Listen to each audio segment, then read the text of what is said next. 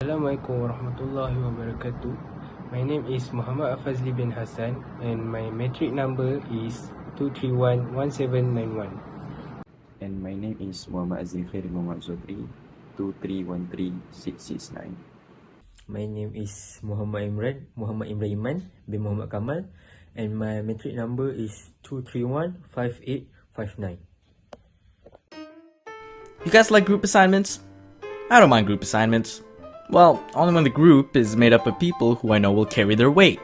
So back in my last year of university, our professor decided to make our final project in conjunction with a competition involving other schools. Responsibility. Responsibility means the state or fact of being responsible, answerable, or accountable for something within one's power, control, or management. It is an essential virtue that molds our personality, guides our behavior, and affects the environment we live in. It involves recognizing the consequences of one's choices and taking ownership of the impact those choices may have on oneself, others, and the broader environment. There are 5 aspects of responsibility. Number 1, accountability. Being responsible means taking accountability for one's deeds and choices. It means taking responsibility for the results of one's decision, both good and bad. Number 2, obligation. Taking up responsibility is frequently accompanied by a sense of obligation or duty. In social situations, work environments, and personal relationships alike, people are expected to keep their word and live up to expectation. Number 3, we have awareness. Being responsible is being conscious of oneself and the possible outcomes of people's actions. It involves taking decisions based on knowledge of how one's action will affect both oneself and other people. Number 4, reliability. People who are responsible are frequently viewed as trustworthy and dependable. You can rely on them to keep their word, stick to commitments, and meet deadlines. Lastly, learning from mistakes. Taking responsibility also means being willing to learn from mistakes. It involves acknowledging when things go wrong, understanding the factors that lead to the outcome, and actively working to improve or rectify the situation. The concept of responsibility is dynamic and multidimensional, influencing every aspect of our life. Accepting accountability as a person fosters moral behavior, self-improvement, and purpose. Furthermore, it serves as the cornerstone of a dynamic, harmonious society in which every individual actively promotes the well-being of the group.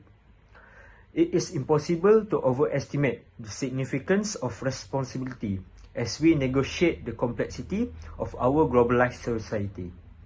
It is the compass that points us in the direction of a more compassionate, sustainable, and enlightened future.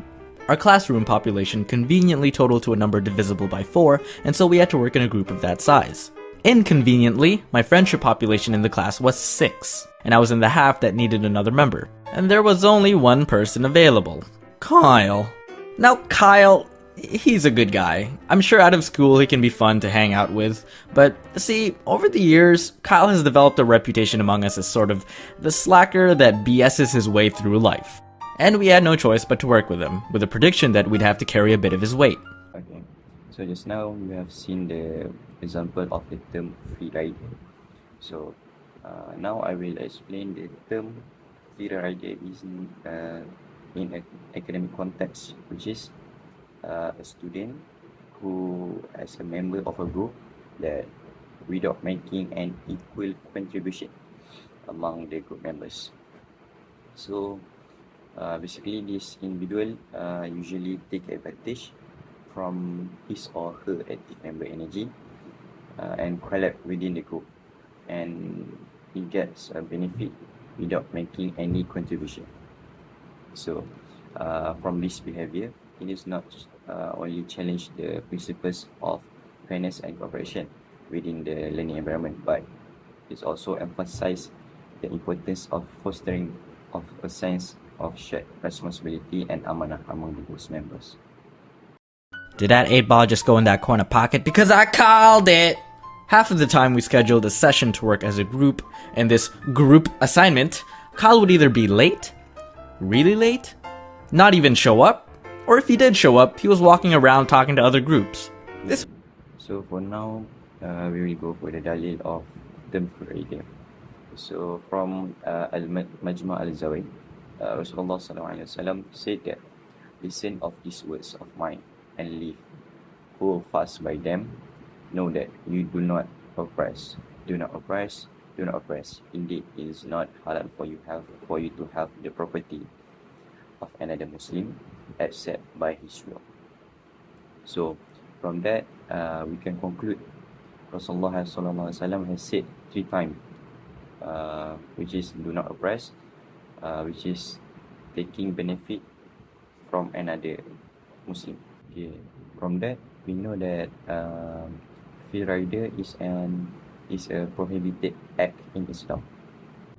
Allah also state in the Al-Quran, which is in Surah Al-Imran, verse 57, which is means, and remember, Allah doesn't like wrongdoers.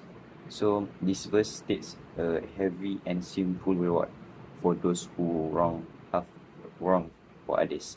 Therefore, this matter is strictly prohibited and even hated in Islam, and we as Muslims shouldn't be characterized by such cruel attitudes and actions.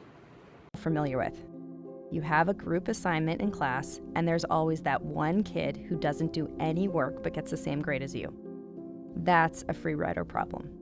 It's a term used to describe when someone gets the benefit of a good or service without incurring a cost for it.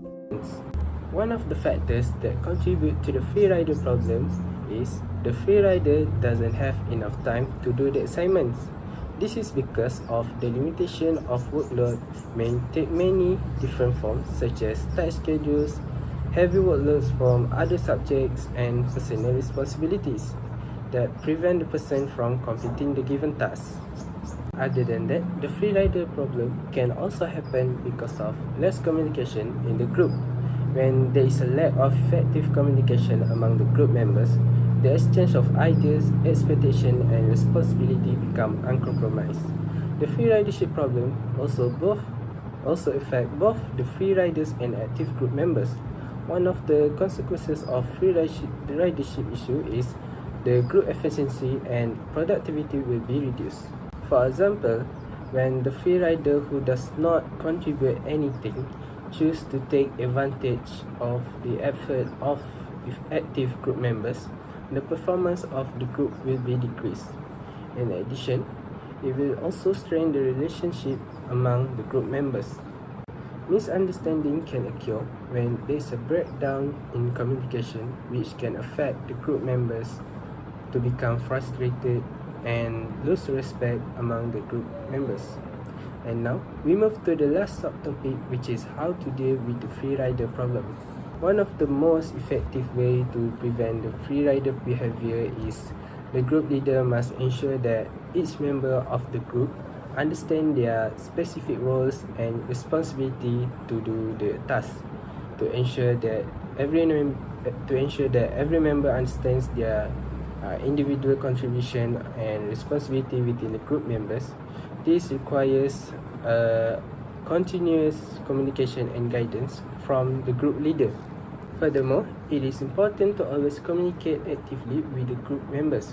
Open communication serves as the backbone of effective teamwork and encourage a shared understanding of goals, progress, and potential challenges. Next, we move on to the benefits of reprimanding free riders. I like to highlight 5 points of benefits of reprimanding free riders. Number 1, it can promote fairness and equity by making sure that everyone in the group is contributing fairly, and addressing free riders helps to promote equity and fairness.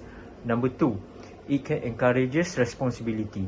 Reprimanding free riders fosters a sense of accountability within the group by urging people to accept accountability for their contributions and actions. Number 3, it can build a positive team culture. Handling free riders promotes a supportive team environment where everyone knows the value of cooperation and support. from one another. Number 4, it can also prevent resentments. Free riding behavior can cause anger among team members if it is not handled. By addressing the problem, one can avoid a toxic work atmosphere and preserve positive interpersonal interactions. Lastly, it can encourage communication. Catching free riders in the act can encourage candid dialogue among team members, facilitating the discussion and resolution of problems pertaining to duties and workload allocation. In conclusion, addressing the issue of free riders is essential in various contexts, be it in work environments, group projects, or communities. In Islam, the concept of individual responsibility and accountability is emphasized, and the idea of free riding is generally discouraged.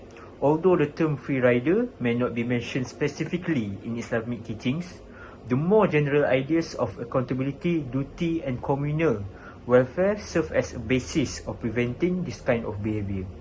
Muslims are urged to take an active role in their communities, carry out their duties, and cooperate to build a society that is fair and encouraging. Thank you.